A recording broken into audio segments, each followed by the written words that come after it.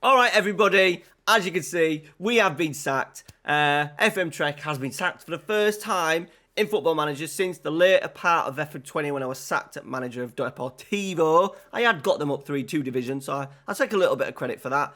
However, this has ended. We left Manchester United in 7th. We had a bit of a nightmare. We went to a 5 at the back at some points of the season. Where is it? The Barcelona, the Champions League. We won that first leg 4-2. Do you remember that? 4-2. Tremendous performance. We then went to Barcelona and we lost 4-2. So it went to penalties and, Anthony Alanga, Dybala missing the first. Alanga missing the fifth, Martial, Sabitzer and Donny van der Beek scoring in between. Vanderson got sent off on 82 and then we tried to shut up shop and Araujo scored on 83 and Lewandowski scored on 85. We were 2-0 up as well. 3 and 66. We were leading 6-2 on aggregate and then it went 6-3 on 68, 6-4, 6-5, 6-6. Extra time we held out. We got absolutely battered, I think. Yeah, they had 36 shots with an XG of 5.02. To be fair, we had an XG of 2.30. Ivan Toney came into a little bit of form for us. Finally started scoring in big games. But after that, it didn't get much better at all. We were hoping that, right, we need to get Champions League. And then we had a run, losing to Southampton in the FA Cup. Trying to do 5 at the back. I don't know what I was thinking. Just trying to change it. I think just trying to freshen it up. 4-1 defeat at Chelsea. A 1-1 draw against Brentford, who I think were bottom. Newcastle and the Newcastle away. Anthony scoring an 81st minute equaliser.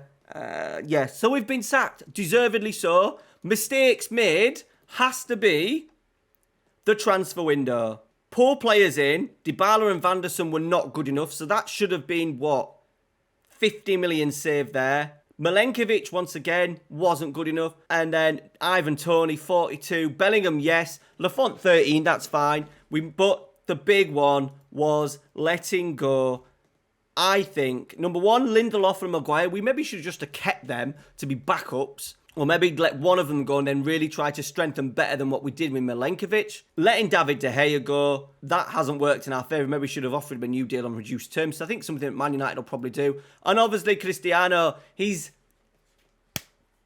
big news at the moment, isn't he? But in terms of FM for me, he was pretty sensational.